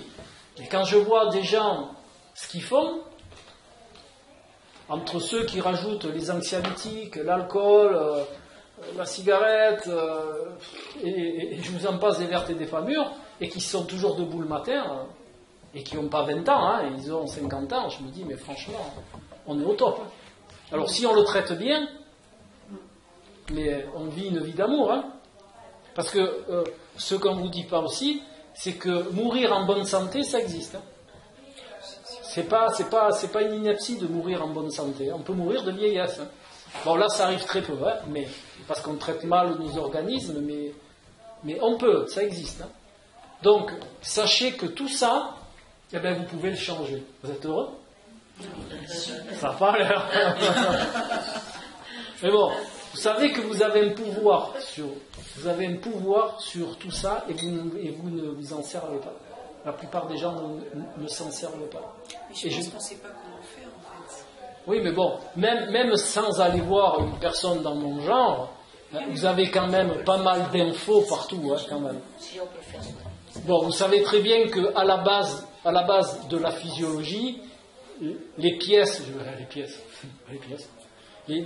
qu'il y a à faire attention, c'est déjà à bien traiter ces populations. Voilà, donc il faut manger de manière, je vais vous dire, un petit peu adéquate, éviter les perturbateurs endocriniens, parce que ça, à l'heure actuelle, je crois que c'est ce qui démolit l'humanité à vitesse grand V. Vous savez, enfin non, vous ne savez peut-être pas. Je dis toujours vous savez, mais c'est une manière de parler. Hein. Mais l'infertilité dans le monde, c'est croissant à une vitesse exponentielle. Hein. Le diabète, pareil. Les AVC, c'est multiplié par 10. Et c'est pas parce que on est moins bien fait que ceux-là. Hein. C'est parce qu'on se traite de plus en plus mal. Hein. D'accord ? Après, il y a toutes les choses qui sont un petit peu plus cachées, c'est toutes les ondes que vous ne voyez pas et qui vous démolissent aussi, mais bon, là-dessus, on ne peut pas grand-chose, et la dernière trouvaille, c'est le Linky. Hein, allez, on en rajoute. Après, ça va être le Gaspard, le compteur d'eau, et tout ça, c'est rajouté. Parce que Linky vous dit, je sais, je fais partie de tout le monde, je suis allé les voir, ils m'ont dit, oui, mais le Linky est dans les normes. Alors, je dis, oui, le Linky est dans les normes. Mais si vous ajoutez, parce que ça, alors là, après, ils ne vous répondent plus. Je dis, mais d'accord, le Linky, il est dans les normes. Mais bon, vous rajoutez les émetteurs téléphoniques, vous rajoutez les frigos, tous ces trucs qui émettent des ondes électromagnétiques. Vous rajoutez le futur compteur gaz, eau, tout ça. Et j'ai dit, est-ce qu'il y a quelqu'un qui a pensé à faire la somme de tout ça pour voir si c'est toujours dans les normes? Parce qu'en réalité, il n'y a pas de normes sur ce principe. Il n'y a aucune norme. Ils ont mis des normes pour pouvoir mettre leur truc, mais il n'y a pas de normes, d'accord? Et toutes ces ondes-là, eh bien, elles vous démolissent aussi le cerveau. Et pourquoi vous croyez qu'il y a de plus en plus d'Alzheimer, de Parkinson et tout le reste? Pourquoi il y en a plus qu'avant? Alors souvent, on me répond, ben, c'est parce qu'on le détecte et maintenant on sait que ça existe. Mais ça n'explique pas la multiplication des cas. Alors après, on me dit, oui, mais un petit peu, oui, mais il y a aussi l'aluminium. Et je dis, alors, bouffer de l'aluminium, c'est naturel. Ça fait partie de l'alimentation normale. Je dis, alors, vous servez un bout d'argent, un bout d'aluminium au prochain repas, et puis prenez un petit peu de zinc aussi. Comme ça, ouais, on dit, oui, mais le zinc, c'est bon pour l'organisme, hein, pour les infections. Mais en quantité infinitésimale. Donc, en fait, tout ça pour vous dire que vous avez un bel organisme et que vous êtes partie prenante de tout ce qui vous arrive. Encore une fois, je demande, vous êtes heureux de le savoir. Hein? Vous pouvez tout changer dans votre vie. La seule limite, c'est vous. La seule limite à vous, c'est vous. Vous pouvez tout faire. Quand on reste dans ce que j'appelle les lois sociétales. Hein, quand même, tout ce qui dépend de vous, vous pouvez le faire. Rien ne peut vous empêcher de faire quelque chose qui vous fera du bien. Alors, hormis tout ce que je vous ai expliqué depuis tout à l'heure, les croyances et compagnie. Voilà. Donc, partez du principe que rien n'est arrêté, tout ce qui vous dérange, eh bien, vous pouvez le changer, d'une manière ou d'une autre, et que vous êtes roi dans votre royaume. Vous êtes tous des rois et des reines. Je n'ai pas les couronnes, mais c'est vrai. Vous pouvez tout faire. Maintenant, il y a des schémas qui marchent mieux que d'autres. Hein. Alors, je vais juste vous citer, par exemple, quelques petites inepties qui existent dans le domaine. Par exemple, dans le développement personnel, on vous dit plein de choses. Hein. On vous dit méditez, on vous dit faites ci, faites du jeûne, je sais pas, faites attention à ci, faites attention à là. Alors que la première des choses pour s'ouvrir à quelque chose, c'est ni plus ni moins déjà que de prendre conscience que l'on est acteur de tout ce que l'on fait. C'est la première des choses. Et la deuxième, c'est de travailler l'innocuité. Alors pour ceux qui ne savent pas ce que c'est l'innocuité, c'est de ne faire, et déjà c'est très difficile, hein, c'est pas l'innocuité, c'est difficile à travailler, c'est de ne faire de mal à personne. Et à aucun des règnes qui vit sur la planète. Alors je ne suis pas Gaga, Zouzou, Ushuaïa, ou je ne sais pas ce que vous pouvez penser d'autre. Mais le développement personnel, de ne pas faire de mal à personne, déjà à nos congénères et aux autres règnes de la nature, c'est prendre conscience, parce que le but de ça c'est quoi? C'est de prendre conscience que l'on fait partie d'un tout. Et qu'on n'est pas des individus posés sur une planète au hasard d'une évolution. On est une partie de ce système. Comprenez la différence? Parce qu'avec les années de consultation, le retour que j'ai, c'est que les gens ils ne pensent pas faire partie de tout ça. Ils sont là, ils vivent là, comme ils vivent à Levens, par exemple. D'accord? J'ai acheté une maison à Levens, je vis à Levens. Ben là, j'ai acheté une humanité sur Terre, je vis sur Terre. Voilà. En réalité, non. En réalité, on est une partie, on est un morceau, et on est interdépendant de tout ce qu'il y a autour de nous. Et si on ne prend pas ce réseau neuronal de se comporter en tant que tel, eh bien, on ne peut pas prendre soin de nous. C'est très simple. Pourquoi ? Parce que si on ne respecte pas ça, on ne peut pas se respecter soi-même. Et la première chose à travailler, c'est le respect pour soi. Et le respect pour soi, c'est quoi ? C'est de ne pas se faire de mal. Quand vous bouffez des pizzas, alors une pizza, ça ne fait pas de mal. Une pizza, c'est le plaisir entre collègues, machin. Faites une grosse fondue, j'en sais rien, ce que vous aimez, ce que vous voulez. Mais quand tout l'été vous bouffez des barbecues, avec ça, de trucs noirs dessus, quand vous imaginez que une infime partie, ça représente en goudron l'équivalent d'un paquet de clopes, et que vous voyez les mecs, quand ils sortent le truc du barbecue, c'est noir presque, enfin, c'est rouge-noir, et qu'ils mangent ça agréablement, ou la merguez qui est noire et rouge bordeaux, mais c'est comme s'ils avaient fumé 4 paquets de clopes. D'accord ? Dans le repas, hein ? Pas dans le repas. Alors, vous faites un barbecue entre amis une fois. L'organisme, il gère, vous savez. L'organisme, c'est notre ami. Et il gère. Il vous donne le max. Donc, si vous faites un barbecue une fois de temps en temps, avec une quille de rosé, bon, voilà, passez un moment. Mais si c'est tous les week-ends, comme ils font certains, c'est du non-respect de soi. Hein. Et c'est du non-respect de soi, pourquoi ? Par méconnaissance de tout ça. C'est pas qu'ils veulent se faire du mal intentionnellement, hein. C'est parce qu'ils ne sont pas au courant, ils ne sont pas informés. Donc pour eux, le barbecue, c'est convivial, c'est machin, ou la pizza un jour sur 2 avec un morceau de fromage et je ne sais quoi d'autre. Après, ils se retrouvent avec les artères bouchées, en vasculaire, et puis on leur dit, monsieur, vous êtes bouché à 80%, on va mettre des steaks, des machins, ah bon, et pourquoi c'était pas bon le barbecue, c'était pas mangeable, voilà. Donc, ce qu'on devrait, et c'est ma manière de procéder, ce qu'on devrait apprendre aux gens en première intention, c'est l'innocuité. Déjà, avant de faire quoi que ce soit en développement personnel, vous savez, où on dit oh, il faut aimer l'autre, machin. Hein. Mais si on ne s'aime pas soi-même, on ne peut pas aimer l'autre. Hein. Et si on ne se respecte pas soi-même, on ne peut pas respecter l'autre. D'accord ? Voilà. Donc, c'est tout ça qu'il y a à mettre en place. Alors, c'est vrai que c'est pas facile, parce qu'on vit dans un monde, dans une société qui n'est pas faite pour ça. Mais, comme je vous ai dit tout à l'heure, ce que disait Gandhi, c'est soit le changement que tu veux voir dans ce monde. Donc tout ce que l'on critique, il est utile, nous, de le changer pour montrer aux autres qu'on peut le changer, et par effet miroir, ils changeront. Il suffit qu'il n'y en ait qu'un. Il suffit qu'il n'y en ait qu'un qui change pour que d'autres changent, et ces autres feront changer les autres. Alors, je vais vous citer un exemple de choses comme ça, qui est très parlant, et qui m'a aussi beaucoup touché, parce que je rigole beaucoup, mais il y a des choses qui me touchent énormément. C'est cette expérience qui a été faite dans les prisons aux États-Unis, dans les prisons de haute sécurité, où ils se marabent la gueule toute la journée. Ils ont fait des groupes de méditation extérieurs aux prisonniers, entendons-nous bien. Hein. Voilà. Donc ils ont fait méditer 200 à 300 personnes dans la prison. Le taux d'agression est descendu de 85%. Et vous pouvez le voir, c'est un documentaire qui est sur Internet. Hein. Donc, vous y avez accès, comme moi j'ai eu accès. Voilà. Et ils ont fait pareil en 1900, je ne sais plus combien, dans une guerre justement, je crois que c'était en Syrie ou en Irak. Ils ont fait des groupes de méditation dans ces pays en guerre. Les bombardements ont descendu de 45%. Donc ça veut dire quoi ?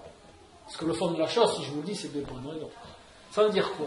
Ça veut dire qu'en plus, on a une action sur notre entourage.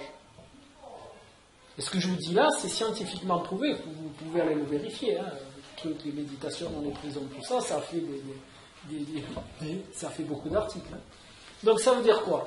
Ça veut dire que l'on est, en plus de notre personne, on est interactif avec les autres.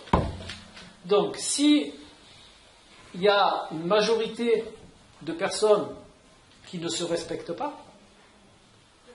on va engranger chez les autres du non-respect d'eux-mêmes aussi. Et ça va se propager comme se propage une onde. De la même manière, tout ça pour en venir encore juste une petite démo, j'appelle ça des démos, que on est tous interconnectés. Alors ça, vous le retrouvez en physique quantique avec la propriété d'intrication, qui fait que on est tous en relation de par les ondes informationnelles qui nous entourent. Donc, juste pour vous imaginer ça très simplement, quand vous prenez ce petit appareil sympathique là, d'accord, vous avez quelqu'un au bout du fil, vous ne le voyez pas dans votre téléphone. Pourtant, vous l'entendez. Et pourtant, il n'est pas dans le téléphone. Bon, mais pourquoi? Parce que c'est une onde qui transporte sa voix. Vous êtes d'accord jusque-là? Donc, cette onde, vous ne la voyez pas. Vous ne voyez pas la voix qu'il y a dans l'onde non plus. Et pourtant, elle arrive dans votre téléphone et vous entendez la personne que vous avez au bout du fil. Or ça dérange personne. Alors, personne. Ça, c'est tout normal. Ah oui, mais c'est la technologie, c'est le téléphone, c'est tout, la télé, ça fonctionne pareil. À l'époque, vous vous rappelez de ça pour les plus anciens, les plus jeunes, non. Mais à l'époque, on avait les radios, il y avait Pogo et FM. Vous vous rappelez de ça? Bon. Ben, on ne voyait pas le monsieur de RTL qui racontait ces trucs-là. D'accord? On changeait, on mettait Pogo, FM, c'était mieux parce qu'il y avait plus de chansons, tout ça. Et on n'avait pas tous les artistes dans la maison non plus, et on ne les voyait pas dans les ondes, hein, les groupes entiers dans les ondes, on ne les voyait pas. Donc tout ça, on est tous d'accord. Ah oui, ça c'est normal. Mais quand vous dites aux gens que ce qu'ils pensent, que ça soit adapté ou pas, se véhicule dans les ondes de la même manière, ah ben là ils vous regardent l'air étonné. Ah ben non. Ah non, mais ça ne peut pas voyager les pensées. Ah bon? Tout le reste, il peut voyager, mais pas les pensées. Bizarre, hein?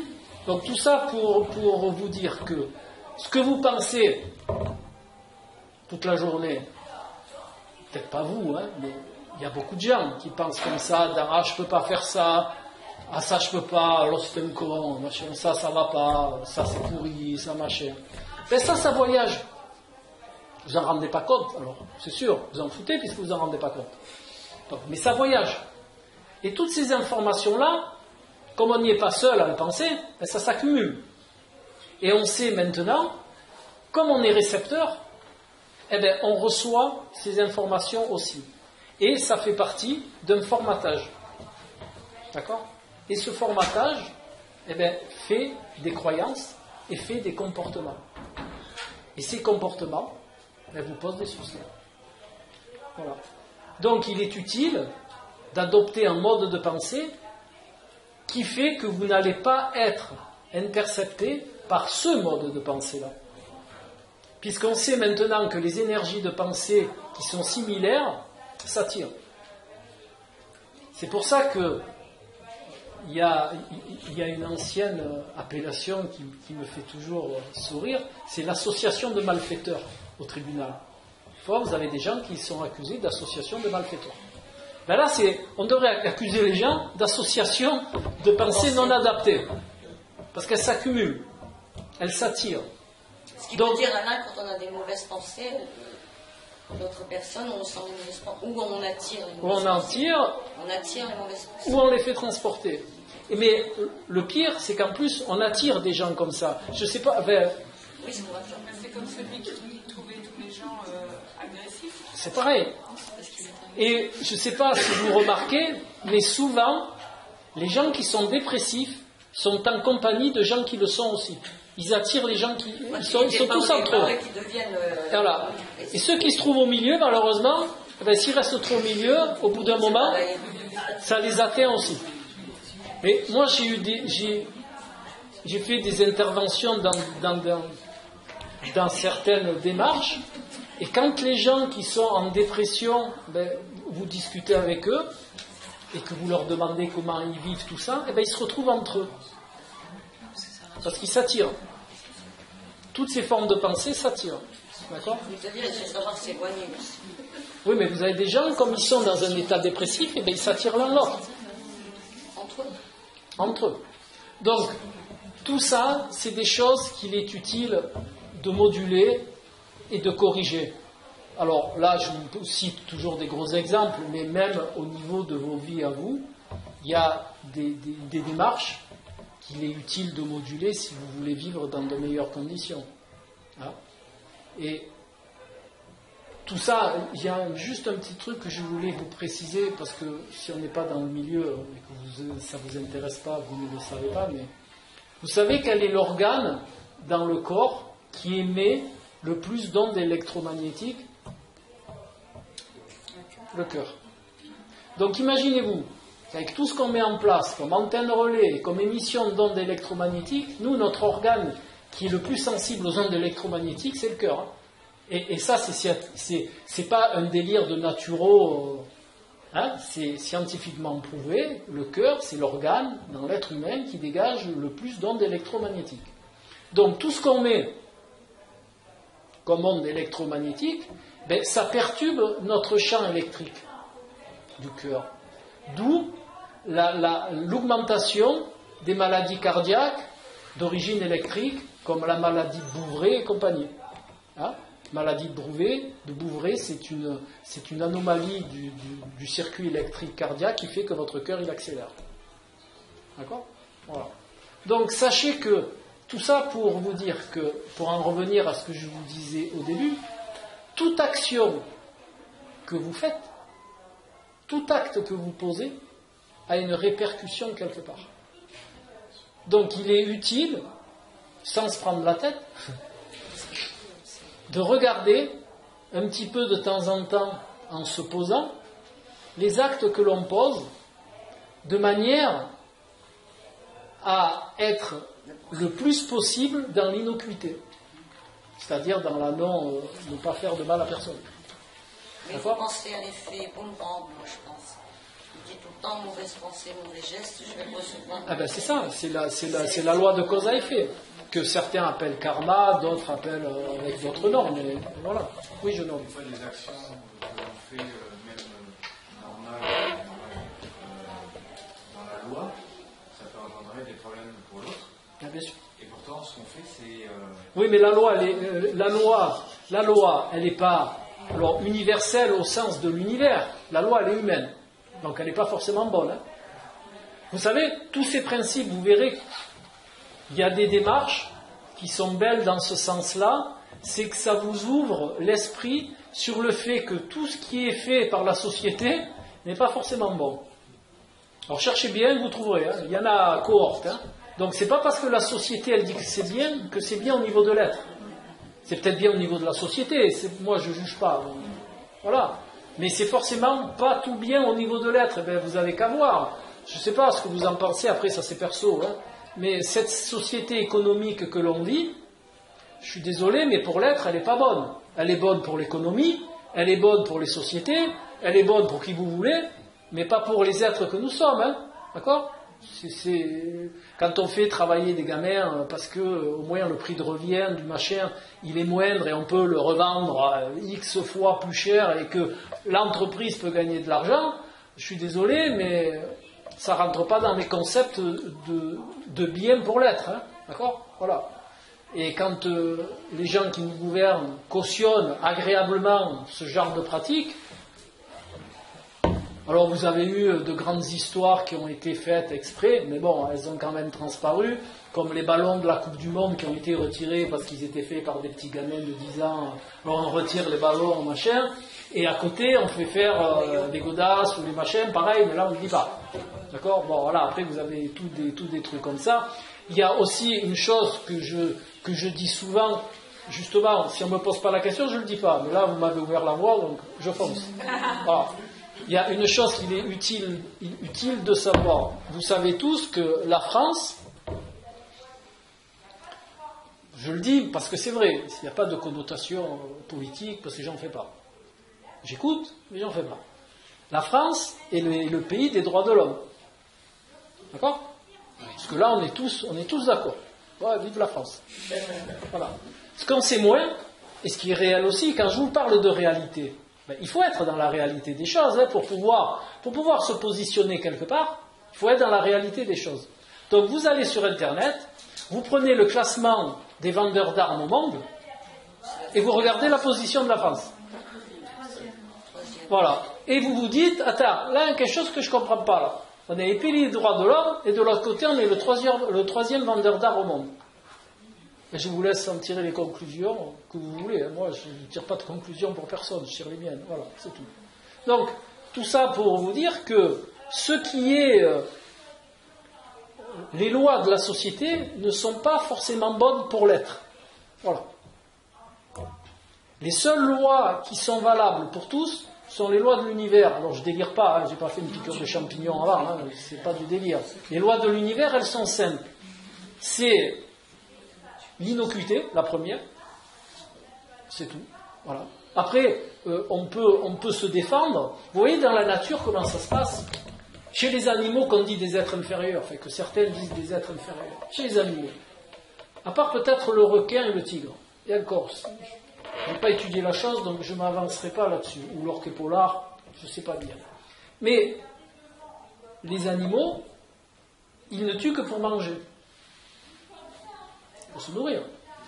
Voilà, j'ai faim, je mange, je n'ai pas un antilope, je suis un tigre. Très bien, j'ai mangé. Et après, vous pouvez passer à côté d'un lion qui a mangé, il ne vous touchera pas.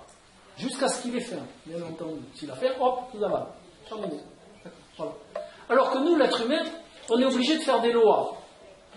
D'accord? Je ne vais pas tuer mon voisin quand il m'ennuie. Il y a une loi, sans ça, je vais en prison. Voilà. Donc tirez-en aussi des conclusions. D'accord? L'innocuité, c'est à travailler quand même. Hein? Voilà. À peu près ça. Hein? Voilà. Moi, je veux le terrain du voisin, bon, je ne peux pas lui prendre. Il y a une loi. Alors, la troisième chose à travailler, c'est notre liberté s'arrête où commence celle des autres. Eh bien, regardez, c'est difficile. C'est difficile. Non, honnêtement, même moi qui suis de... Des fois, j'ai bien envie de faire un truc, bon, ça va ennuyer l'autre, donc ben, je ne le fais pas. Mais il ne faudrait pas grand-chose pour que je le fasse. D'accord? Donc, tout ça, c'est à travailler. Mais ce qu'il y a de bien, comme je le dis souvent, et je le redis parce que je crois que c'est toujours ce qui est très important, c'est qu'on peut tout faire. On peut tout changer. On est maître de soi. Rien ne nous empêche si ce n'est nous. Voilà. Nous, on peut s'auto-limiter. Mais après, vous pouvez tout ce qui ne vous convient pas, si vous vous renseignez un peu, si vous faites les démarches adaptées, vous pouvez tout changer. Voilà. Je suis des gens depuis 30 ans, que ce soit au niveau physique, mental ou spirituel, je les accompagne dans leur démarche, et je vous garantis qu'il y a des gens qui viennent de loin et qui arrivent à changer des choses, et c'est formidable. C'est vraiment formidable. Vous savez, des gens, ils étaient dans des mouises pas possibles, et ils arrivent à vivre des choses heureuses. J'ai vu des gens dans des couples d'enfer au départ, et maintenant ils ont des couples, voilà, un couple, un vrai. C'est un vrai couple. C'est je, tu et nous. Voilà. C'est faramineux. Vous avez des gens qui corrigent des choses. Au début, on se dit, bon, c'est du boulot, hein. Mais en réalité, quand ils conscientisent la manière, quand ils font dans l'ordre de la nature. Alors quand je dis la nature, c'est pas la nature au sens je suis vert, tout ça. Hein. C'est pas ça. Quand je dis la nature, c'est les lois physiologiques dont nous sommes faits. C'est ça quand j'appelle la nature. Hein. C'est les lois physiologiques. Voilà, toutes confondues. Quand vous vous comportez de cette manière-là, ben déjà vous vous ouvrez à beaucoup de choses. Déjà vous avez la compréhension de beaucoup de choses. Et ensuite vous pouvez prendre conscience et de là vous déformater. Et les lois physiologiques de l'être humain, elles sont beaucoup plus simples que les lois de la société. Ça, je vous garantis. Et puis, elles sont d'une simplicité basique, et en plus, elles vous rapportent des choses faramineuses. C'est pas comme la société, non plus. Voilà. Parce que la société, des fois, vous donnez beaucoup, et le retour, il est petit. Hein. D'accord ?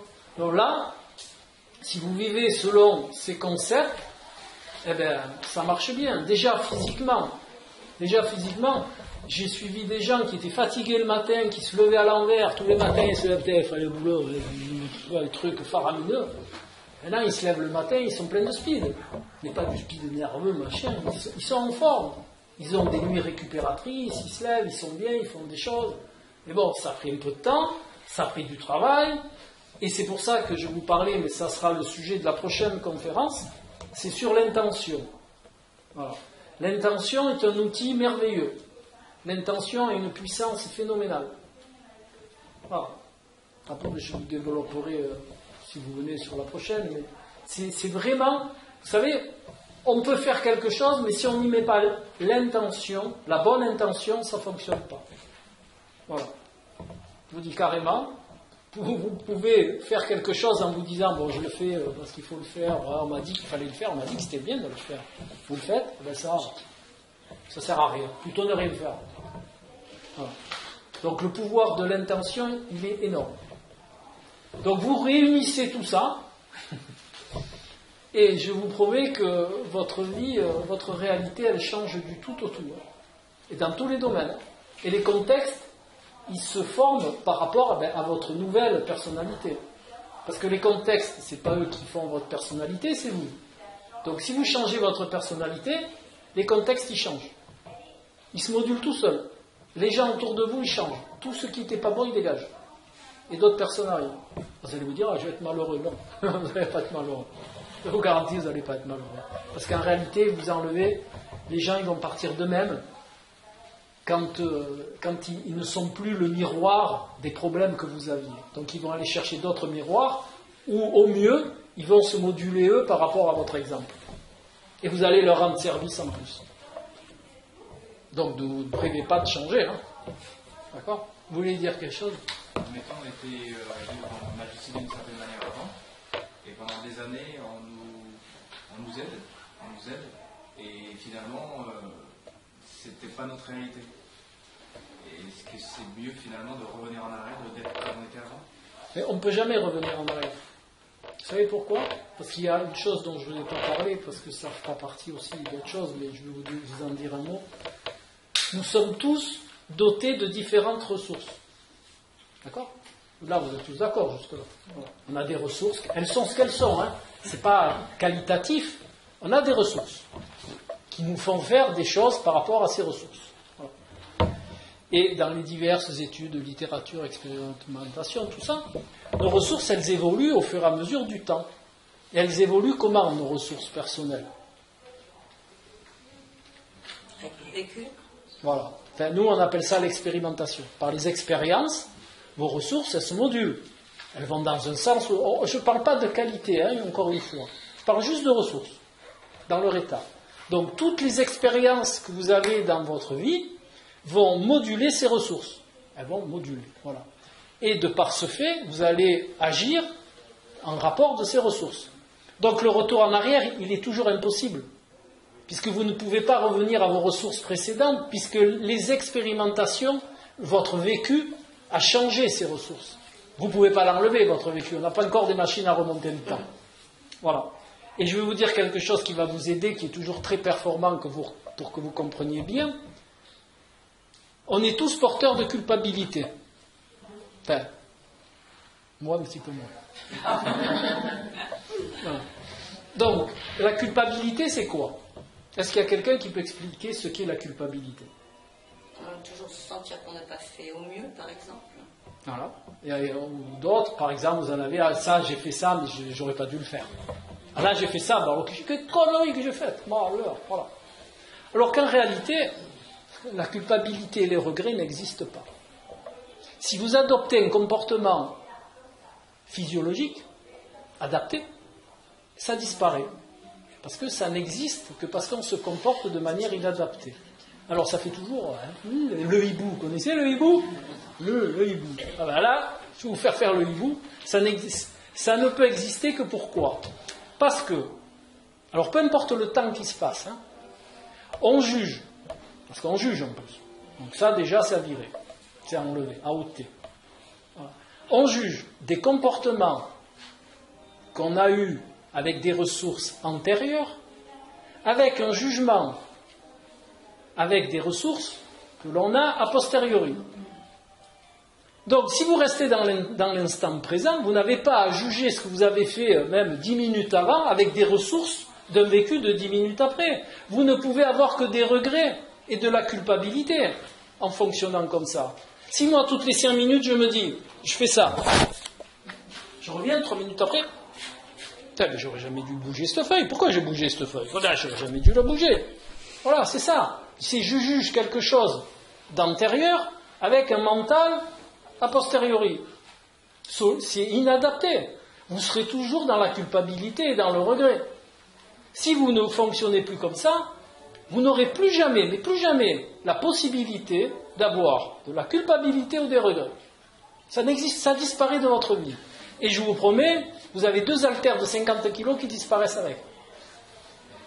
Parce que tous les gens que j'ai en consulte, qui fonctionnent sur ce mode-là, c'est presque 80% des gens. Ils sont là toujours à se dire, bon, vous savez monsieur, j'ai fait ça, mais j'aurais pas dû le faire. J'ai fait ça il y a 10 ans, j'ai rencontré, mais jusque-là ça va, j'ai rencontré cette personne, mais si je ne l'avais pas rencontrée, si je savais, si avec ce que je sais maintenant, je dis, mais alors là j'ai dit, il faut arrêter madame, monsieur, il faut arrêter là. Comment vous voulez vivre une vie de qualité si vous êtes toujours à faire l'aller-retour entre le futur et le passé et en vous disant que vous avez mal fait et qu'en plus vous vous dévalorisez parce que vous dites que vous faites des conneries toute la journée. Et après vous dites, ah mais moi je veux changer ma réalité, mais sinon je ne veux pas me changer moi. D'accord? Ça ne peut pas fonctionner. Donc il y a tout ça à moduler.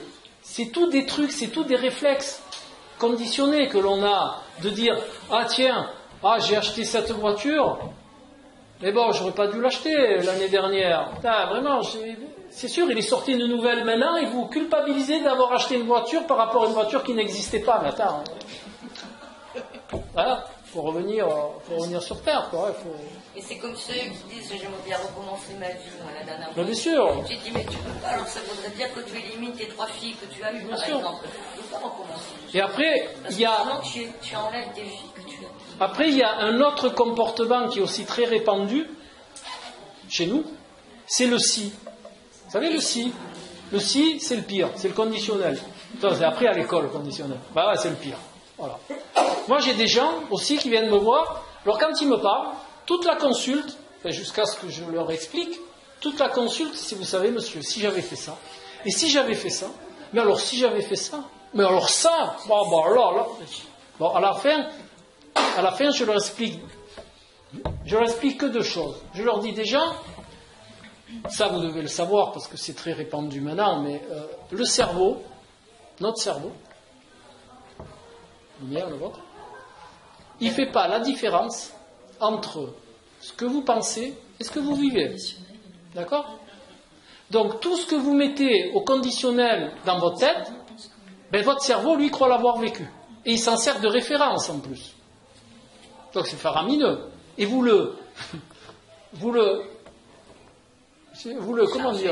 chargez de plein d'expériences qui en réalité n'existent pas dans votre réalité. Oui, c'est de l'auto-encrassement, j'appelle ça. Ah bon, si vous voulez appeler ça l'auto-hypnose, moi je veux bien. Mais c'est surtout de l'auto-encrassement.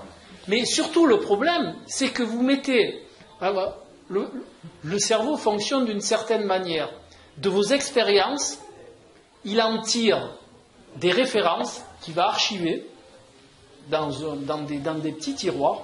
Et quand vous allez faire quelque chose, il va moduler vos actions par rapport à ces références que vous avez.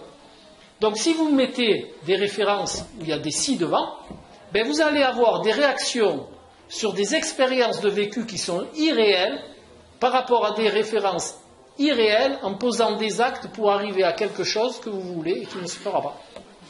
Là, vous n'avez rien compris. C'est normal. C'est tout à fait normal. Je vais recommencer. Donc, si vous mettez des références de si, vous allez poser des actes par rapport à des références.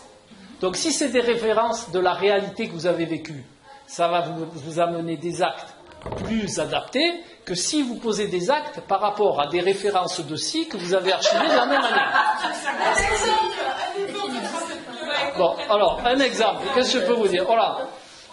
Je vais vous dire, si j'avais acheté cette maison en haut de la forêt, ça m'aurait bien convenu, j'aurais été nickel. Donc référence, je l'imagine, mon cerveau il a vécu, le met de côté. Voilà.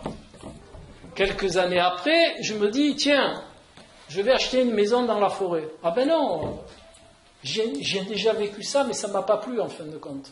Voilà. Vous allez vous priver d'une maison dans la forêt qui peut-être va vous plaire, par un si que vous avez émis quelques années avant, d'avoir eu une maison dans la forêt. Donc c'est un gros exemple. Mais il y a des choses beaucoup plus fines et qui vont vous ennuyer la vie. Mais vraiment. Et en plus, vous encrassez votre cerveau avec des choses qui pour vous n'a jamais existé, mais qui pour votre cerveau existent. Puisque ça fait des références, puisque le cerveau, mais ça c'est prouvé par IRM, ils ont fait des IRM sur des gens qui ont pensé des choses, et bien, les zones du cerveau, elles s'allument de la même manière que ceux qui les ont vécues réellement. Donc de là, ils en ont tiré, c'est pas moi qui fais les conclusions, hein.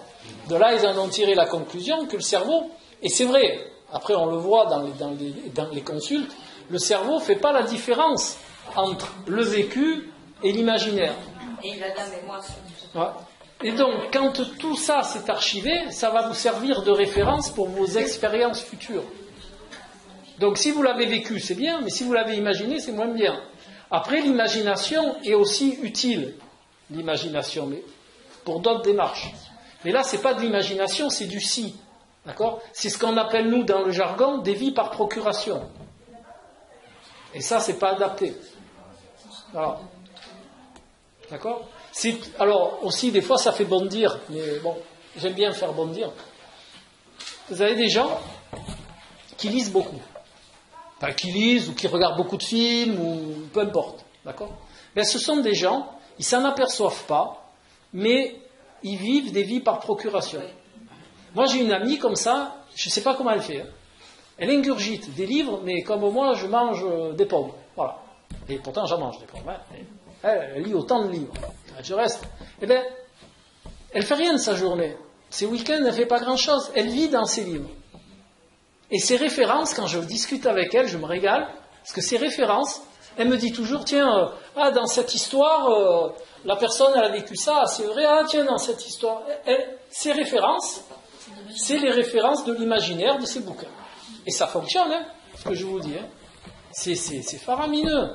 Et les gens qui regardent, moi j'ai un collègue qui regarde beaucoup de séries. C'est le roi des séries. Il bloque sur les séries.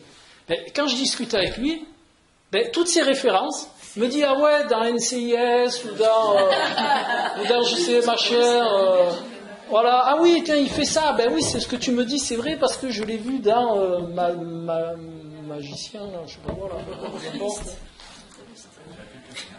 Hein? C'est surtout des fausses références pour moi. Bon, après, je dis pas, on peut regarder une série, c'est un plaisir, machin, mais ceux qui dévorent, qui passent tout leur temps dessus, eh ben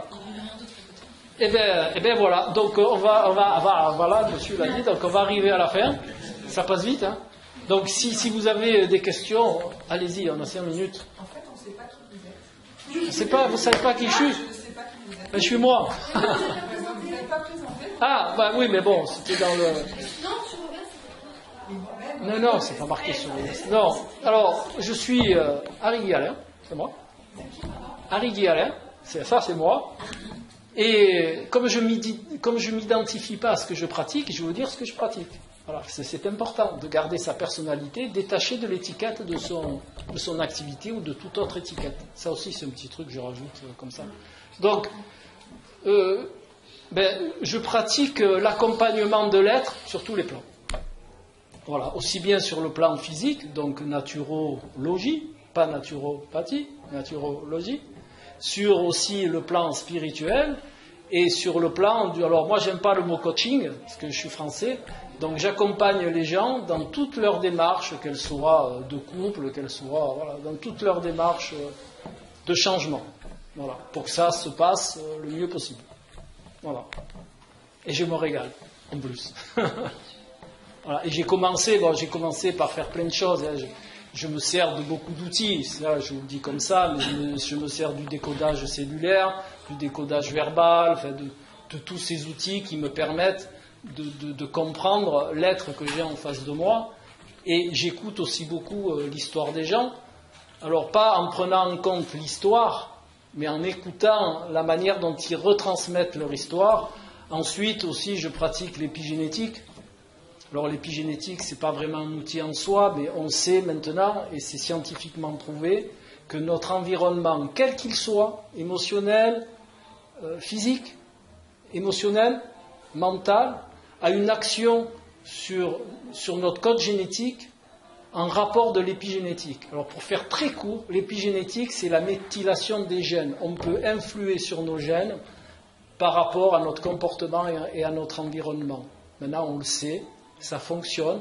Alors vous avez plein d'exemples, je vais vous citer le plus connu, c'est comment on fait une reine abeille. Pourtant, toutes les larves sont identiques, on lui donne de la gelée royale à une larve, et ça va faire une abeille, parce que ce qu'elle ingère va moduler son code génétique et va faire qu'elle devient une reine. Pour les tortues, c'est pareil. Les tortues, elles sont mâles ou femelles par rapport à la température.